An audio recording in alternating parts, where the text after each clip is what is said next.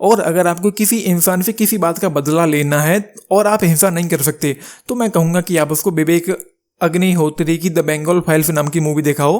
अपने आप में मर जाएगा माधर। हमारी जिंदगी का एक के मकसद है, बदला। उस हरामी को हमें मिटाना है। गोली नहीं मारेंगे साले को, बंगाल फाइल्स नाम की मूवी दिखाएंगे, कह के लेंगे उसकी।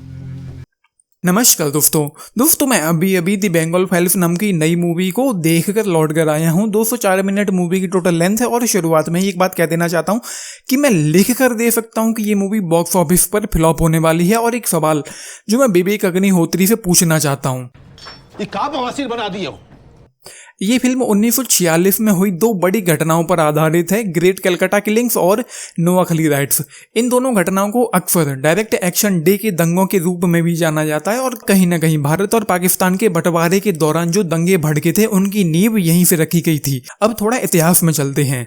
आज़ादी से एक साल पहले 16 अगस्त 1946 को मुस्लिम लीग ने भारत के बंटवारे और पाकिस्तान की स्थापना की मांग के लिए डायरेक्ट एक्शन डे का आह्वान किया था, जिसकी अगुवाई मोहम्मद अली जिन्ना ने की थी, क्योंकि उन्हें लगता था कि बिना बल प्रदर्शन के उनकी बात यानी कि मुस्लिम लीग की बात कभी मानी नहीं जाएगी और मुसलमानों को पाकिस्तान कभी मिल नहीं पाएगा और उन्हें यहीं यूनाइटेड इंडिया में ही घुट घुट कर जीना होगा। हालांकि एक टाइम पर मोहम्मद अली जिन्ना भी हिंदू मुस्लिम एकता की पैरवी की बात किया करते थे, लेकिन अब वो पाकिस्तान के क्रिएशन के लिए किसी भी हद तक जा सकते थे और उसके बाद वो डायरेक्ट एक्शन की घोषणा करते हैं ताकि मुसलमानों की मांगों को देश के सामने रखा जाए स्ट्राइक, हड़ताल और रैली के माध्यम से।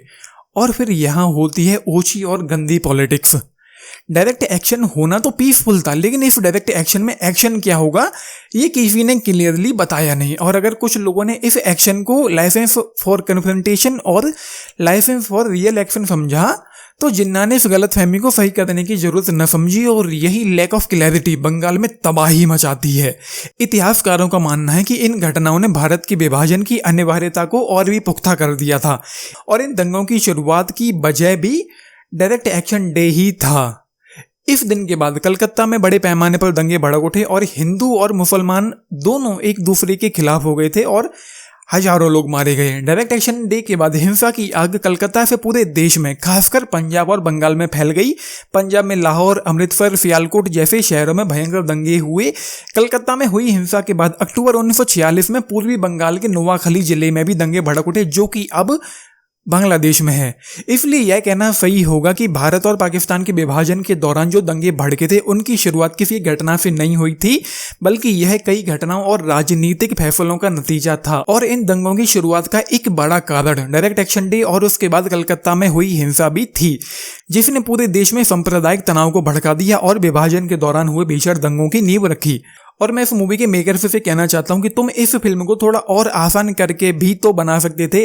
ऐसा जरूरी था कि आधी फिक्शनल कहानी हमको सुनाओ और उसके बाद तुम उन्हीं फिक्शनल किरदारों को लेकर भूतकाल और वर्तमान काल में लंगड़ी खेलो। कभी कूद के वर्तमान में आ जाओ और जो मन हुआ तो फिर से कूद के भूतकाल में चले जाओ। सोनी लिव की original series freedom at midnight की तरह तुम इस फिल्म में सिर्फ वही दिखाओ ना जो दिखाने का तुमने वादा किया है। इन आलतू फालतू चीजें भूतकाल और वर्तमान में जो तुम कूद फांद कर रहे हो वो सिर्फ फिल्म की लेंथ में इजाफा करती हैं और कुछ नहीं कर पाती। और वो किरदार भारती जिसको लेकर तुम पास्ट में और प्रेजेंट में आते जाते रही हो, वो रियल में तो था ही नहीं। कम से कम गूगल तो यही बोल रहा है कि वो किरदार फिक्शनल था। और एक सवाल और कि क्या तुमको सच में लगता है कि उस जमाने में जब लोग बातें करते होंगे कि वी द पीपल ऑफ, तो वो इंडिया बोलते होंगे या भारत बोलते होंगे? क्योंकि तुम्हारी इस फिल्म में कई बार we the people of Bharat सुनने को मिलता है। इसमें से we the people of Bharat कौन है? और वो कहीं इसलिए तो नहीं कि अभी कुछ दिनों पहले कुछ लोग इंडिया का नाम बदल के भारत रखना चाहते थे तो तुम भी उसी रास्ते पर निकल पड़े। अबे चमन चूतियो, थोड़ा ईमानदारी से फिल्म बना लो। तुमको हमेशा ही पॉलिटिकल एजेंडा बीच में लाना जरूरी होता है क्या? और ये फिल्म थिएटर्स में रिलीज होने के लिए बनी ही नहीं है। अभी जरूरत से कहीं ज्यादा इसकी लंबी लेंथ है और अग्निहोत्री साहब शायद इसके एडिटर के पैसे खुद ही खा गए होंगे, तो इस चक्कर में उनको इस मूवी का अनएडिटेड वर्जन ही रिलीज करना पड़ा। लोग डायरेक्ट एक्शन डे वाले दंगों में और कोरोना वायरस से इतना नहीं तड़पे होंगे जितना ये मूवी उनको तड़पाएगी और टॉर्चर करेगी। माना कि रियल हिस्टोरिकल इवेंट्स पर बेस्ड है तो OTT पर रिलीज करनी चाहिए थी ना, क्योंकि 3.5 घंटे तक मूवी हॉल में बैठे रहना और तुम्हारी मूवी को निहारते रहना, वो भी बन गो में, नामुमकिन सा हो जाता है। आप फिल्म को पॉज करके ब्रेक लेना चाहोगे लेकिन नहीं ले पाओगे, क्योंकि मूवी हॉल ना तो आपके पापा का घर है और ना ही मेरे पापा का घर है। तो इस वजह से अगर आपके सर में दर्द ना हो जाए तो कहना।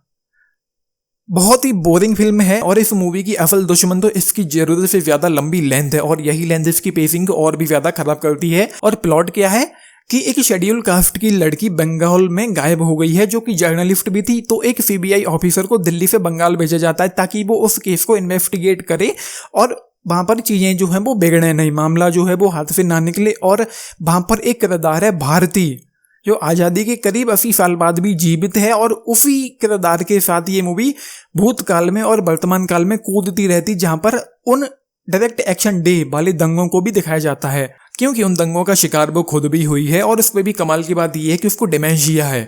अब जिसका खुद का दिमाग खराब है, जिसे खुद ही चीजें अच्छे से याद नहीं है, उसके पॉइंट ऑफ व्यू से ये फिल्म हमको डायरेक्ट एक्शन डे की घटनाओं को बताती है। तो ये है मूवी की कहानी, जिसको दिखाने में उन्होंने 3.5 घंटे ले लिए हैं, जबकि मुझे लगता है कि 2 घंटे से ज्यादा तो इस मूवी को होना ही नहीं चाहिए था। उसकी बिल्कुल भी कोई भी जरूरत नहीं थी। अच्छा, एक कमाल की बात यह भी है कि यहाँ पर जो सीबीआई ऑफिसर है जो अब बंगाल जाता है इन्वेस्टिगेशन के लिए, वो कश्मीरी पंडित है।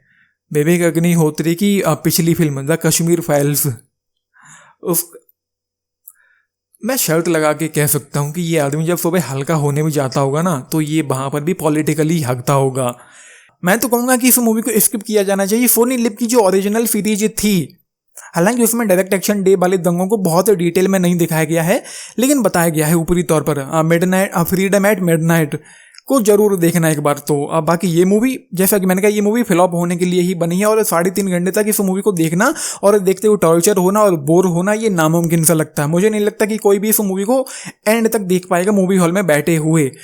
विवेक अग्निहोत्री की जो पिछली मूवी मुझे ग्रेट लगी थी वो थी द ताशकंद फाइल्स। इस मूवी का स्क्रीन प्ले, इसकी राइटिंग, इसकी पेसिंग, इसका डायरेक्शन बहुत ज्यादा खराब है। मतलब ये क्या है, धतूरा बटूरा चाट के पीछे लगते हो क्या तुम लोग? I will give just 1 star for unknown reasons.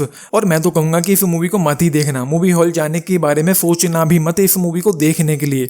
इस मूवी को मैं आज 2 सितंबर 3 बजे देख करके लौट करके आया हूँ और अभी शाम के 7 बज रहे हैं जब मैं रिकॉर्डिंग कर रहा हूँ, क्योंकि तब से अब तक मैं डिस्टर्ब हूँ। जो टॉर्चर मैं झेल के आया हूँ उस 3rd डिग्री से खुद को संभालने की कोशिश कर रहा हूँ, खुद को उबारने की कोशिश कर रहा हूँ। करीब 4 घंटे तो मुझे खुद ही लग गए हैं इस मूवी से रिकवर करने के लिए। तो बस यही है। बाकी लाइक शेयर सब्सक्राइब भी करना चैनल को, वीडियो को। This is Nitish signing off. Thank you.